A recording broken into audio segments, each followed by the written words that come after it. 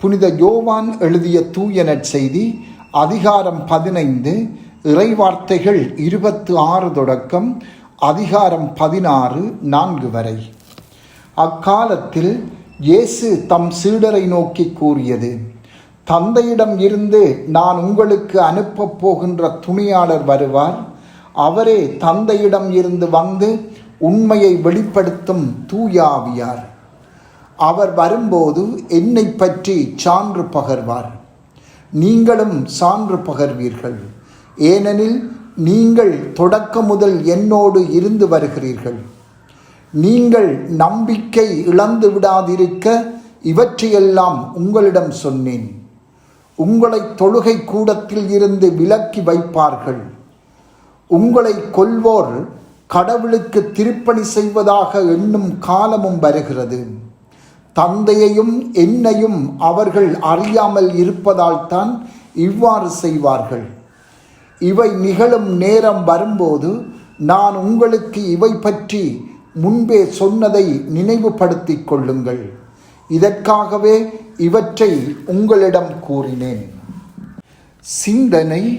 இன்றைய நற்செய்தி வாசகம் தூய ஆவியானவரின் பங்கு குறித்த ஓர் ஆழமான போதனையை தொடங்குகின்றது. இங்கு சொல்லப்படுகின்ற தூய ஆவியாரின் பங்கு இருவகைப்பட்டதாய் உள்ளது. ஒன்று, தூய ஆவியார் உண்மையின் ஆவியாராக அடையாளம் காணப்படுகிறார். அவர் இயேசுவின் சார்பாக சீடர்களுக்கு சாட்சி கூறுவார். சாட்சியம் அளிப்பது என்பது உண்மைக்கு சாட்சி கூறுவதாகும். இந்த உண்மை கடவுளின் விருப்பத்தோடு இணைந்துள்ளது. இது உறுதியான ஒழுக்கத்தை கொண்டு வருகிறது. 2, நீங்களும் சாட்சி பகர்கின்றீர்கள் என்று இயேசு கூறுகின்றார். தூய ஆவியார் இயேசுவை குறித்து சாட்சி பகர்வதோடு மட்டுமல்லாமல் அவரை பற்றி உலகிற்கு சாட்சி பகர்வதற்காக சீடர்களையும் ஆயத்தப்படுத்துகிறார். இந்த சாட்சியம் விலை கேட்கும். அதாவது, உங்களை தொழுகை கூடத்தில் இருந்து விலக்கி வைப்பார்கள். உங்களை கொல்வோர் கடவுளுக்கு திருப்பணி செய்வதாக எண்ணும் காலமும் வருகிறது என்று இயேசு விளக்குகின்றார். வரவிருக்கும் இந்த பகைமையை குறித்து இயேசு எச்சரிக்கின்றார். அதனால் அவர்கள் விட்டு விலகி போகாதிருப்பார்கள்.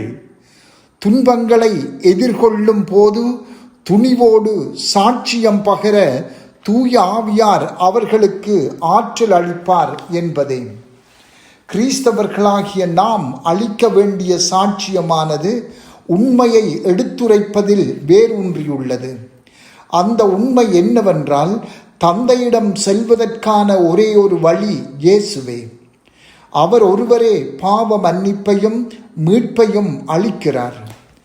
அவரிடம் நாம் திரும்பி வராமல் மீட்படைய முடியாது என்பதாகும். இந்த மையச் செய்திக்கு மேலாக நமது நம்பிக்கையின் ஆதாரமான உண்மைகளுக்கு சொல்லாலும் செயலாலும் நாம் சாட்சி பகர வேண்டும். திருப்பலியில் தவறாது நாம் கலந்து கொள்ள வேண்டும். பாவ அறிக்கை நம்மை மீண்டும் இறை அருளுக்கு மீட்டெடுக்கின்றது. அன்றாட செபம் நம்மை இறைவனோடு நெருக்கமாக்குகிறது. அவருடனான நமது ஒன்றிப்பை சாவான பாவம் அழித்து விடுகிறது. நரகம் என்பது நம்மை உலுக்கும் ஓர் உண்மையாகும். அதே வேளையில் இறைவனின் இரக்கத்தை ஏற்றுக்கொண்டு அவருடைய அருளில் வாழ்பவர்கள் அனைவருக்கும் விண்ணுலகின் நம்பிக்கை பிரகாசமாக ஒளிர்கின்றது. நோன்பு பழக்கப்பட்ட பாவத்தை வெல்வதற்கு உதவுகின்றது. மற்றவர்களை நேசிக்கவும், நம்மை துன்புறுத்துகின்றவர்களுக்காக செபிக்கவும், எல்லா தவறுகளையும் மன்னிக்கவும், அன்பற்றவர்கள் மீது எல்லையற்ற இரக்கத்தை காட்டவும் நாம் அழைக்கப்படுகின்றோம். இவ்வாறு சாட்சியம் பகர தேவையான புரிதலையும் துணிவையும் தரவல்லவர் தூய ஆவியார் மட்டுமே. இவர் இல்லாமல் இறைவனுடைய உண்மைக்கும் அன்பிற்கும் உண்மையுள்ள சாட்சிகளாக இருக்க எம்மால் முடியாது. இவ்வாறு கூறி இயேசு தம் சீடர்களை எதிர்கால பணிக்கு ஆயத்தப்படுத்தியது போல செபம் மூலமாகவும் தூய ஆவியாரின் வழிகாட்டுதலை சார்ந்திருப்பதன் மூலமாகவும் நம்மை நாமே ஆயத்தப்படுத்தி கொள்ளும்படி இப்போது அவர் எம்மையும் அழைக்கின்றார். சிலுவையில் இயேசு காட்டிய தியாக அன்பை பின்பற்றி இந்த உலக மீட்புக்காக எமது உயிரை அளிப்பதே மிகச்சிறந்த சாட்சியமாகும். தூய ஆவியார் இன்று எம்மை எத்தகைய சாட்சியத்துக்கு அழைக்கிறார் என்று சிந்திப்போம். இன்று நாம் சாட்சியம் பகர பயம் அல்லது அலட்சியம் எம்மை தடுக்கின்றனவா? இயேசுவின் சாட்சியாக துணிச்சலுடன் வாழ்வதற்கான துணிவையும் அருளையும் வேண்டி மன்றாடுவோம். செபம். ஆண்டவரே, என் மூலமாக நீர் பேச விரும்புகின்ற, செய்ய விரும்புகின்ற உண்மைக்கு சாட்சிகளாக விளங்க துணிவை தாரும். ஆமென்.